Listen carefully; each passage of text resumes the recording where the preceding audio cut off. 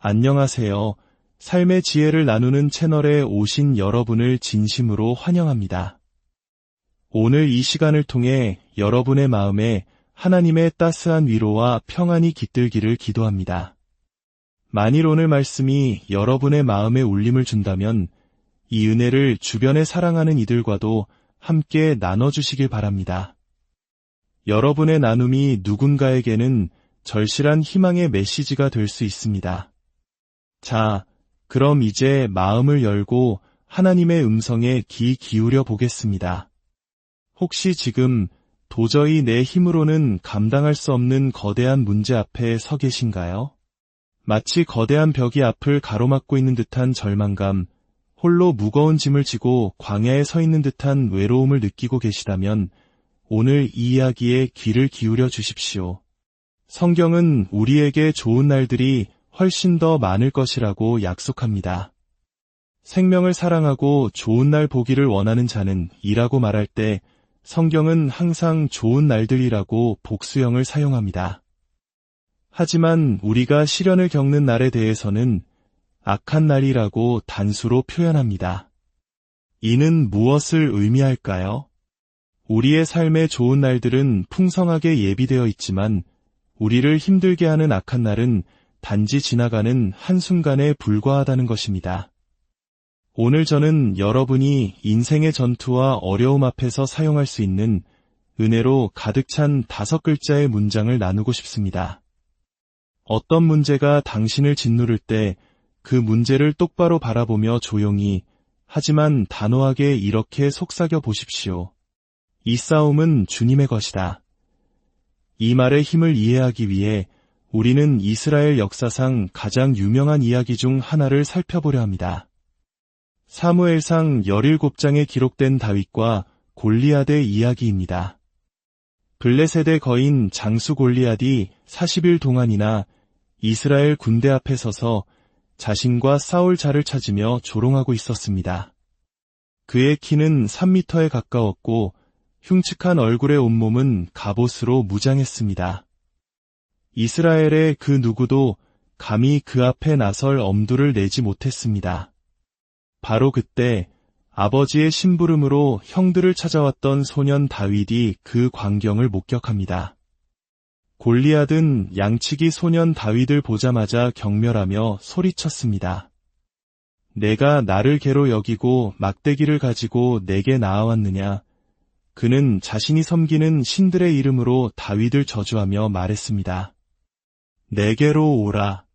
내가 내 살을 공중의 새들과 들짐승들에게 주리라. 상황을 보십시오.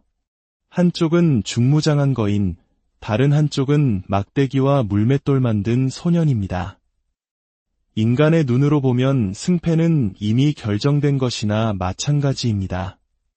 하지만 다윗의 대답은 세상의 논리를 뛰어넘습니다. 너는 눈에 보이는 칼과 창과 단창으로 내게 나아오거니와 나는 만군의 주, 곧 내가 모욕하는 이스라엘 군대의 하나님의 이름으로 내게 나아가노라. 오늘 주께서 너를 내 손에 넘기시리니 내가 너를 치고 내 목을 베고 블레셋 군대의 시체를 공중의 새와 땅의 들짐승에게 주워온 땅으로 이스라엘의 하나님이 계신 줄 알게 하겠고 또 주의 구원하심이 칼과 창에 있지 아니함을 이 무리에게 알게 하리라. 전쟁은 주께 속한 것인즉 그가 너희를 우리 손에 넘기시리라. 다윗의 선포를 보십시오. 그는 자신의 힘이나 기술을 의지하지 않았습니다. 그는 보이지 않는 하나님, 영원하신 하나님을 의지했습니다. 그는 이 싸움이 자신의 싸움이 아님을 분명히 알았습니다. 전쟁은 주께 속한 것인즉 바로 이 5글자입니다. 이 싸움은 주님의 것이다. 결과는 우리가 아는 대로입니다. 다윗은 갑옷도 입지 않고 칼도 없이 오직 물맷돌 하나로 거인 골리앗을 쓰러뜨렸습니다. 이는 그가 이 싸움은 내 것이 아니다. 라는 믿음을 행동으로 보여준 것입니다. 사랑하는 여러분, 지금 여러분의 문제를 향해 또 여러분을 조롱하는 사탄의 목소리를 향해 선포하십시오. 내가 어쩔 것이냐? 라고 사탄이 물을 때 담대하게 대답하십시오. 이 싸움은 나의 것이 아니라 주님의 것이다. 주님, 이 문제는 주님의 문제입니다. 주님, 이 전투는 주님께서 맡아주십시오. 여러분이 이렇게 고백할 때 주님께서는 듣고 계십니다. 그리고 주님은 그 고백을 기뻐하십니다. 우리의 팔보다 훨씬 크고 강하신 주님의 팔이 움직이기 시작합니다. 때로는 다윗의 승리처럼 즉각적이지 않을 수도 있습니다. 하지만 우리가 꾸준히 믿음으로 고백할 때 주님은 반드시 일하십니다. 의사가 절망적인 진단을 내렸습니까? 조용히 속삭이십시오. 이 싸움은 주님의 것입니다. 이것이 바로 믿음의 선한 싸움입니다. 믿음의 싸움은 역설적이게도 내가 싸우지 않는 것입니다. 사탄은 우리를 속입니다. 치유라는 저 멀리 있는 목표를 향해 내가 열심히 노력하고 순종하고 거룩해져야만 도달할 수 있다고 말입니다. 하지만 진리는 다릅니다. 우리는 이미 치유받은 자들입니다. 우리는 이미 승리한 자들입니다. 사탄이 우리의 치유와 승리를 빼앗으려고 거짓 증상과 상황으로 우리를 공격하는 것뿐입니다. 그러므로 우리는 이렇게 외쳐야 합니다.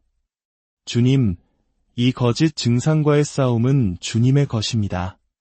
나는 이미 치유받았습니다. 다윗의 시대에서 수백 년이 흐른 뒤 그의 후손 중 여호사밧이라는 왕이 있었습니다. 역대하 20장을 보면 모압과 암몬 등 연합한 거대한 적군이 유다를 포위해왔습니다. 절체절명의 위기 앞에서 여호사밧 왕은 하나님께 이렇게 기도합니다. 하나님, 우리에게는 이 큰 무리를 대적할 능력이 없고 어떻게 할 줄도 알지 못하옵고 오직 주만 바라보나이다. 얼마나 정직하고 겸손한 기도입니까? 내 능력으로는 이 질병을, 이 경제적 어려움을, 이 관계의 문제를 해결할 수 없습니다. 오직 주님만 바라봅니다. 바로 그때 성령이 한 레위 사람에게 임하여 하나님의 말씀을 대언합니다. 너희는 이 큰 무리로 말미암아 두려워하거나 놀라지 말라. 이 전쟁은 너희에게 속한 것이 아니요 하나님께 속한 것이니라. 다시 한번 똑같은 메시지가 선포됩니다. 이 전쟁은 너희의 것이 아니라 하나님의 것이다. 우리의 이성은 반박할지도 모릅니다. 분명히 나를 공격하고 있는데 어떻게 내 문제가 아니란 말인가? 이건 무책임한 태도가 아닌가? 그러나 걱정과 염려를 내려놓고 이 진리를 붙드는 것이야말로 우리가 그 문제에 대처할 수 있는 가장 위대한 행동입니다. 여러분, 불평하면 그 자리에 머무르게 됩니다. 그러나 찬양하면 그 상황 위로 들어 올려집니다. 여호사밧 왕은 어떻게 했을까요? 그는 군대맨 앞에 칼과 창을 든 용사들이 아니라 찬양대를 세웠습니다. 그들은 적진을 향해 행진하며 이렇게 노래했습니다. 주께 감사하세. 그의 인자하심이 영원하도다. 그들이 노래하고 찬양하기 시작할 때 하나님께서 일하기 시작하셨습니다. 적군 진영에 네 분이 일어나 자기들끼리 서로 싸우다 모두 전멸하고 말았습니다. 유다 백성이 전쟁터에 도착했을 때 그들은 싸울 필요조차 없었습니다. 그들은 사흘 동안 적들이 남긴 전리품을 거두기만 했습니다. 하나님께서는 말씀하십니다. 이 전쟁에서는 너희가 싸울 것이 없나니 대열을 이루고 서서 너희와 함께 한 주가 구원하는 것을 보라. 이 원리는 모세의 시대에도 동일하게 나타납니다. 뒤에서는 이집트의 최정예 군대가 맹렬히 추격해오고 앞에는 거대한 홍해가 가로막고 있었습니다. 백성들은 공포에 질려 모세를 원망했습니다. 우리를 이곳에서 죽게 하려고 이끌어내었느냐? 그때 모세가 백성에게 외칩니다. 너희는 두려워하지 말고 가만히 서서 주께서 오늘 너희를 위하여 행하시는 구원을 보라. 너희가 오늘 본 이집트 사람을 영원히 다시 보지 아니하리라. 주께서 너희를 위하여 싸우시리니 너희는 가만히 있을지니라. 주께서 너희를 위하여 싸우시리니 너희는 가만히 있을지니라. 하나님께서 싸우실 때 우리가 해야 할 일은 잠잠히 그분의 일하심을 신뢰하는 것입니다. 혹시 하나님이 내 도움이 필요하지 않을까? 아닙니다. 잠잠히 계십시오. 상황이 더 나빠지는 것 같은데 아닙니다. 잠잠히 계십시오. 우리가 나서서 무언가를 하려고 하면 오히려 하나님께서 그분의 손을 멈추십니다. 모든 영광은 오직 하나님만이 받으셔야 하기 때문입니다. 하나님께서 모든 영광을 받으시려면 하나님께서 모든 일을 하시게 해야 합니다. 사랑하는 여러분, 우리의 생각 속에서 벌어지는 전투도 마찬가지입니다. 사탄은 종종 우리 마음에 부정적이고 신성모독적인 생각을 불어넣습니다. 그리고 그것이 마치 우리 자신의 생각인 것처럼 우리를 속입니다.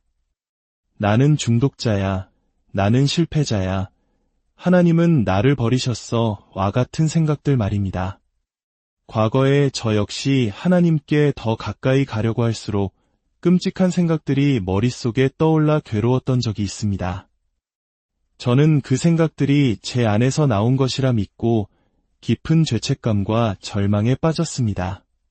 그래서 기도하기를 멈추었고 점차 하나님을 떠나게 되었습니다. 그러나 진실은 이것입니다. 그 생각은 나의 것이 아니었습니다. 외부에서 들어온 사탄의 공격이었습니다. 새가 머리 위로 날아가는 것을 막을 수는 없지만 머리에 둥지를 트는 것은 막을 수 있습니다. 부정적인 생각이 스쳐 지나갈 때 그것을 붙잡고 왜 내가 이런 생각을 하지? 라며 자책하지 마십시오. 그것은 당신을 정의하지 않습니다. 그저 지나가는 새와 같습니다. 그것을 당신의 것으로 받아들이지 않는 한 그것은 당신 안에 머물 수 없습니다. 이 생각은 내 것이 아니라 라고 선포하십시오. 우리는 하나님의 전신갑주를 입어야 합니다. 믿음과 사랑의 흉배는 사탄의 비난으로부터 우리의 마음과 양심을 보호합니다. 그리고 구원의 투구는 우리의 생각을 보호합니다.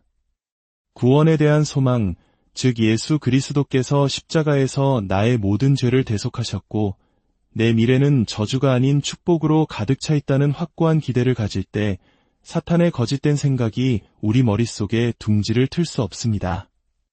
우리의 미래에는 질병도 실패도 죽음도 없습니다. 오직 하나님의 선하심과 축복 그리고 살롬의 평강만이 예비되어 있습니다. 이 견고한 소망이 우리의 투구가 되어 모든 부정적인 생각을 막아낼 것입니다. 이제 두 손을 들고 함께 기도합시다.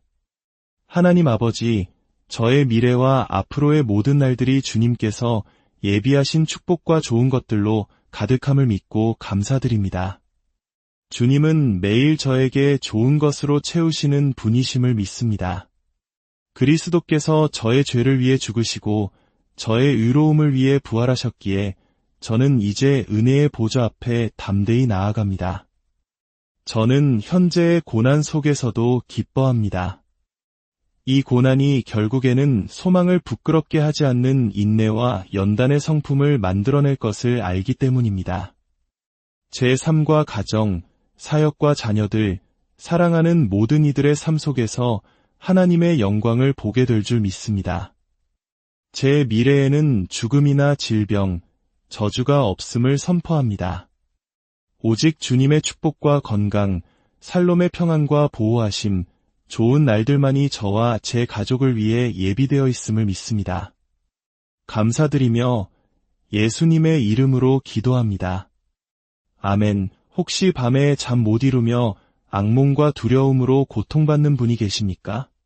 제가 예수님의 이름으로 여러분에게 예언합니다.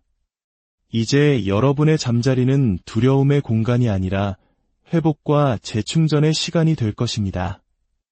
여러분은 잠자리에 드는 것을 기대하게 될 것입니다. 잠자는 동안에도 하나님께서 은혜를 부어주시고 새로운 아침에 새로운 축복과 공급하심으로 깨어나게 될 것을 믿게 될 것입니다. 사랑하는 여러분, 오늘 들으신 말씀을 마음에 새기십시오. 여러분의 가장 큰 싸움은 싸우지 않기로 결단하는 것입니다.